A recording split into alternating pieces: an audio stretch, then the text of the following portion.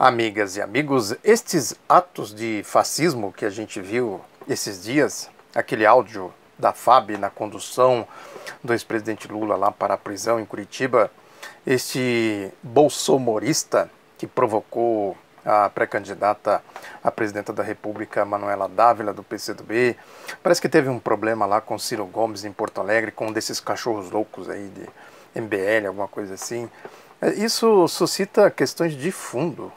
A realidade que a gente vive hoje é propícia para o surgimento desse tipo de coisa. Esses cachorros loucos, eles surgem exatamente nesse lodaçal de infâmia que se transformou aí o mundo político brasileiro, que tem conexão com a realidade mundial. A crise, é o capitalismo apodrecido, esse pântano podre, apodrecido pela história, produz esse tipo de coisas. Nazistas, fascistas, o nazifascismo surgiu assim, num pântano apodrecido que se transformou os conflitos da Primeira Guerra Mundial, depois a sua sequência, e agora nós estamos vivendo uma crise muito semelhante com aquela, ali daquele processo da Primeira, da transição para a Segunda Guerra Mundial.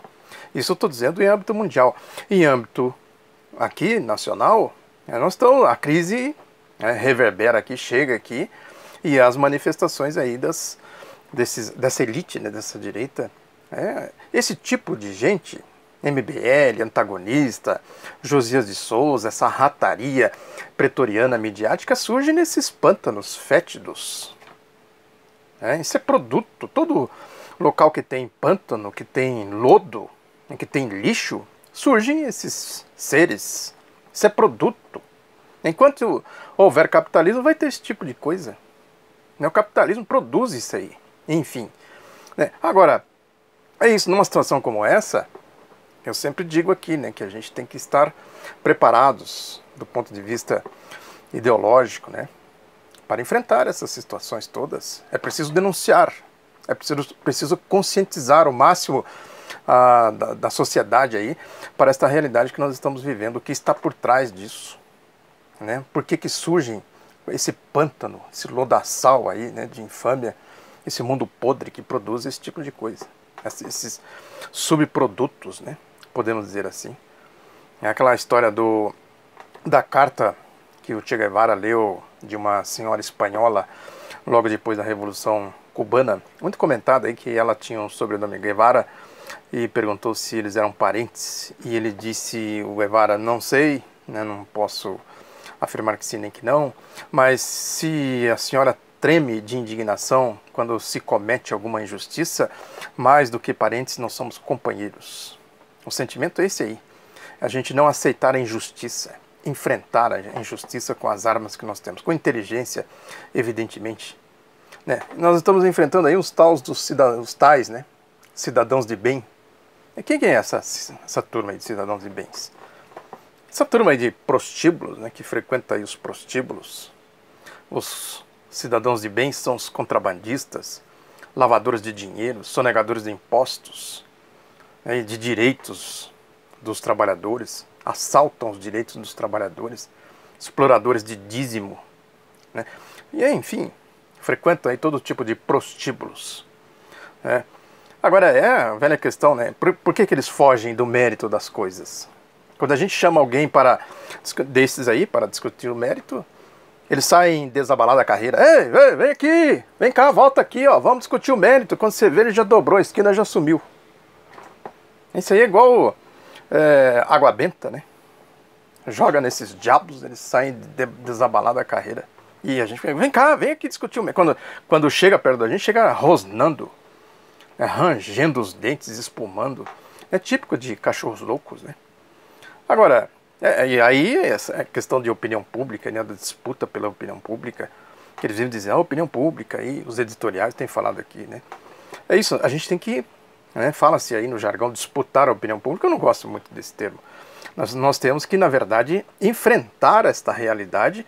À medida que a gente faz o enfrentamento, a gente consegue chegar em parcelas da opinião pública, E a gente vai explicando as coisas, o mérito, Essa questão, por exemplo, o Lula está preso, sim. Tem a primeira, a segunda e a terceira instância. Agora, Raquel Dodge inventou mais um, a quarta instância. Lula, então que seja quatro instâncias, que ela pôs aí uma STJ como instância. Então já teve julgamento no primeiro, no segundo, na primeira, na segunda, na terceira instância. E na quarta vai ser quando? Quando é que eles vão tomar alguma providência para resolver esse problema, esse imbróglio jurídico? Quer dizer, teve pressa, em 2 anos teve acusação, né, teve a aceitação da acusação, entre aspas, a investigação, né, teve a primeira condenação, a segunda condenação, a terceira condenação. Vamos ver agora a pressa para condenar aí na quarta condenação. Agora é isso, né? A questão, aí uma hora vai ter que entrar no mérito, né? Como é que vai ser? Como eles vão ler o artigo 5º da Constituição, inciso 57? Tem lá um 57B, 57.2, o ninguém mais ninguém do que os outros, o igual menos igual do que os outros. Como é que eles vão tratar essa questão toda aí? Né? Não tem na Constituição nenhum outro lugar que diz, ó, vocês interpretam aí o artigo 5º, inciso 57 de outra forma. Né? Lá no 520, sei lá, 50º, 20º artigo, se tivesse, né? Poderia ter lá. Ó, volte lá no artigo 57, artigo 5º, inciso 57, interpreta de outra forma. O ninguém mais ninguém do que os outros. O igual menos igual do que os outros. É a população carcerária brasileira, eu já falei aí. O povo, né? O povo encarcerado. Como eles tratam, como são os encarceramentos no Brasil, como eles dão os tratamentos aí para esses encarceramentos. E é isso, né? Porque o Lula, ele emergiu, esse é um grande problema, né, para eles, um grande desafio, né, um grande problema para eles. O Lula emergiu num processo político que ele foi ascendendo, e ele não abandonou as suas origens, não deu as costas para o povo, fez alianças aqui, alianças ali, mas não perdeu a sua origem, a sua essência. Esse é um grande dilema. Não foi assim. Os outros líderes populares aí do período republicano, o Getúlio Vargas, sobretudo, né, João Goulart, Juscelino Kubitschek, qual era a origem deles? Tinham ideias progressistas, patrióticas, desenvolvimentistas, né, mas não tinha a origem do Lula, não, pau de arara. Isso dói profundamente na alma dessa direita, dessa elite escravagista. Né? E aí eles têm esses comportamentos aí que a gente está vendo, vem exatamente daí. Agora, também tem os comportamentos fascistas, tem os comportamentos dos cachorros loucos. Agora, o comportamento da mídia fascista, essa repetição goebbeliana, né, essa rataria pretoriana, esse cordão de desinformação em torno do espectro da Operação Lava Jato, esse bloqueio, censura, manipula a liberdade de opinião, manipula não, coíbe, manipulam a ideologia, né, não tem o contraditório, é um monopólio, um cartel, né, e manipula a liberdade de imprensa. Imprensa não é isso aí não, isso é mídia, para mediar, já tenho falado isso aqui, né, faz a mediação de uma ideologia, a propagação de uma ideologia tão somente, não tem nada a ver com a imprensa. Imprensa é outra coisa, só procurar aí nos estudos. O Nelson Werneck Sodré estudou muito isso na sua bela obra A História da Imprensa Brasileira. Aí a mídia tenta fazer esse jogo, né, empurrar o PT para a direita. Ficou sectário, o Merval Pereira escreveu no Globo hoje. Ficou sectário o PT, o Lula ficou sectário, né? Tem que ir para o centro. Não o Lula, o PT. O Lula esquece, deixa ele para lá. Passou. Já não faz parte mais desse mundo, é de um outro mundo. E o PT vai para a direita ali, ó, que vocês se dão bem. O canto da sereia, né, de malandros. Aí entra essa história. Quem faz a oposição programática ao golpe, as candidaturas que estão aí, tem que servir a isso. Só faz sentido servir a isso. Aí ficam alguns grupelhos aí, esquerdistas. Sempre falei que esse criticismo cretino, né? Não, que um candidato aqui quer votos, o outro também quer votos ali, né, e estão um pouco se lixando para a questão aí da unidade da esquerda. Então, a unidade da esquerda tem que ser programática, para a partir daí se fazer uma frente além da esquerda para enfrentar o golpe, à frente, a unidade de todos os democratas, patriotas, para defender o Brasil. Essa é uma questão essencial, que precisa ser compreendida. Às vezes setores do PT também não compreendem isso. Acha que vão ganhar nas eleições, né, que o negócio é eleição, unir aqui, unir ali, tal, de olho em quê? Em eleições, esse democratismo. E alguns grupos se comportam assim como quinta coluna, fazendo um trabalho precioso aí para a direita, né? A pretexto de unir, divide, porque não faz a oposição programática ao golpe, ao processo do golpe. Essa questão de defender o Lula é essencial por este ponto de vista, né? As emoções não podem nos dominar neste momento. Lógico que a prisão do Lula dá um nó na garganta, né? A gente fica, é comum se ver por aí pessoas com a voz embargada, com os olhos marejados, né? Como se fosse um irmão, é um filho, é um pai, é vítima de um sistema punitivista, cruel, comandado por pessoas insanas, um processo insano comandado por pessoas insanas, né? Pessoas cruéis, covardes acima de tudo, covardes, porque não briga numa arena iluminada, né? São traiçoeiras, atacam a tocaia, gente, enfim, covarde, cruel, covarde e insana. É isso. Tem aí um artigo que saiu aí nesse jornal eletrônico Nexo, né, muito interessante, que é aí de um professor da PUC, acho que de São Paulo, PUC de São Paulo, exato. O nome dele é Raul Pacheco, né, que é também coordenador do Núcleo de Pesquisas de Psicanálise e Sociedade. Interessantíssima a entrevista dele, pena que o Nexo não permite a reprodução. Mas ele diz aqui que, algumas passagens aqui eu quero ler, é muito interessante, ele diz: incontáveis lideranças chamadas carismáticas surgem a partir desse tipo de aceno de promessas futuras a realizar. Isso é a ideologia do povo, né? Transformar a ideologia do povo em realidade, como fez o Lula. Mas não é sobre esse tipo de base apenas imaginária e idealizada que se apoia a liderança de Lula. Não se trata somente de uma aposta no escuro. Os brasileiros têm uma experiência efetiva, concreta e longa com a condução de sua liderança. Diz: Lula foi presidente por 2 gestões consecutivas, as quais seguiu mais uma experiência e um fragmento com uma presidenta, Dilma Rousseff, pela qual Lula se empenhou diretamente na campanha. Portanto, não se trata de uma liderança sustentada em promessas, em ilusões, né, coisas concretas, um mundo concreto. Prossegue ele aqui. Psicanalisticamente, sabemos que o laço entre o líder e seus seguidores envolve também um componente efetivo e emocional e não exclusivamente racional. Nesse sentido, é lícito traçarmos algum paralelo com as paixões amorosas e tal. Ele entra por esse terreno. Daí que o laço afetivo com tantos líderes passe rápida e radicalmente do amor ao ódio, uma vez que inconscientemente eles andem em par, alternando-se em facilidade. Tá? Ele vai traçando aqui, querendo dizer o seguinte, que o Lula não, ele tem uma outra característica, diz ele aqui: mas eu registro isso apenas para sublinhar a diferença do que ocorre com o elo entre Lula e seus liderados. Não se trata de que o cotidiano tenha desgastado as ilusões idealizadas e de que a realidade de uma convivência frustrante tenha operado a substituição do amor pelo ódio.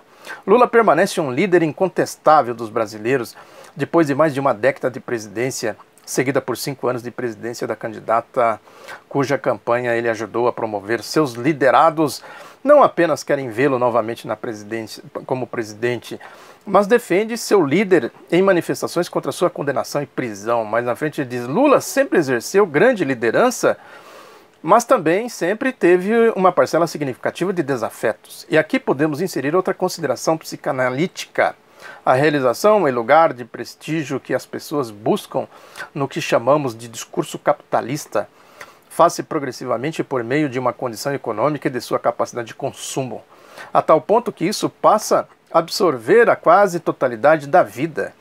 Até mesmo as aspirações espirituais e religiosas e as de ligação no laço social são atravessadas pelo econômico. Veja-se a propagação da chamada teologia da prosperidade e o crescimento espantoso das igrejas e empresas. Junto com isso vem o crescimento e a consolidação de uma ideologia da realização individual autocentrada e egoísta em função da localização na pirâmide econômica. E a Craco Igrejolândia que eu tenho falado aqui, né? Os traficantes da fé, a indústria do dízimo. A dizer mais: diferenciar-se dos demais, superando-os e deixando-os em posição econômica e de consumo inferior, passa a ser a vida socialmente prescrita de sucesso e de realização pessoal, ser mais rico e melhor inserido no universo de consumo é concebido e sentido como virtude e mérito. Basta lembrar a propagação da ideologia da meritocracia. Importa bastante o poder consumir mercadorias como forma de tentar se aproximar do que se apresenta de modo indefinido como a realização de desejo. Mas também é essencial o poder consumir mais e melhor do que os demais, pois isso confere a insígnia social de vencedor, estabelecendo a distância dos perdedores, que não têm competência para chegar ao topo. Do mesmo modo que a lepra foi considerada castigo divino pelos pecados cometidos, assim é inconscientemente sentida a pobreza e a penúria pelo sujeito do capitalismo, falta da graça divina. Nesse sentido, podemos dizer que o discurso capitalista cria uma espécie de religião da riqueza econômica e do consumo, e não é à toa que a própria instituição religiosa tenha sido capturada nas malhas do discurso e da lógica do capitalismo. Ele prossegue: compreende-se então que uma liderança que governe visando distribuição da riqueza e ampliação da capacidade de consumo da população, desperte o desconforto e até mesmo o ódio dos que se encontram, se não no topo, pelo menos em posições intermediárias da pirâmide econômica e de consumo. O que ocorre com minhas insígnias de status e de realização, se elas são espalhadas pela população, esvaindo-se, o que ressalta minha diferença e atesta o meu mérito. Meu automóvel pode continuar a me transportar de um lugar para outro, mas não me oferece o mesmo sentimento de realização. Se o zelador do meu edifício e o garçom do restaurante que frequento também se locomovem da mesma maneira. As praias de Miami podem continuar agradáveis, mas não me conferem mais o mesmo sentimento de grandeza, realizações fálica, diríamos psicanalisticamente. Se escuto minha cabeleireira, ou pior, minha manicure, dizer que ela também já esteve por lá algum dia, né? Foi a energia da insatisfação dessa parcela da população em posição intermediária da pirâmide econômica que, num momento de aperto econômico, a grande mídia, de que a revista Veja e a Rede Globo são paradigmas, conseguiu capturar e dirigir para manifestações a favor do impeachment da Dilma e da prisão de Lula. O mote nós conhecemos: a defesa da moralidade e contra a corrupção, e que se desmascara quando não se dirige contra um governo empossado com inquestionáveis indícios de corrupção. Essa frase é muito interessante, muito importante. Quer dizer, o mote nós conhecemos, o mote da corrupção, a defesa da moralidade contra a corrupção, e que se desmascara quando não se dirige contra um governo empossado com inquestionáveis indícios de corrupção. Ou seja, cadê as provas, o que é concreto, para eles dizerem que tem corrupção, ou que tinha corrupção no governo? A entrevista segue, não dá para ler aqui, que ela é muito comprida. Eu vou deixar o link da entrevista aqui para, eventualmente, quem tiver curiosidade de dar uma olhadinha. Mas o resumo de tudo isso é exatamente essa questão de classe, né? Questão ideológica. Isso que eu falei aqui no começo, né? O capitalismo apodrecido, esse pântano, esse lodaçal de infâmia, cria todo tipo de bandidos.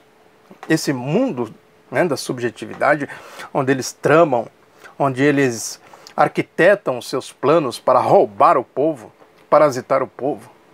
E aí vai produzindo esses nichos, né, de corrupção, de malandros, os cachorros loucos, o MBL, antagonistas, bolsonaristas, moristas, lavajatistas em geral, esses traficantes da fé, da indústria do dízimo, que criam aí os craquentos, né, da Craco-Igrejolândia. Esta é a realidade que nós estamos vivendo e que nós precisamos enfrentar. Muito obrigado pela atenção, divulgue o outro lado da notícia, um abraço, até a próxima.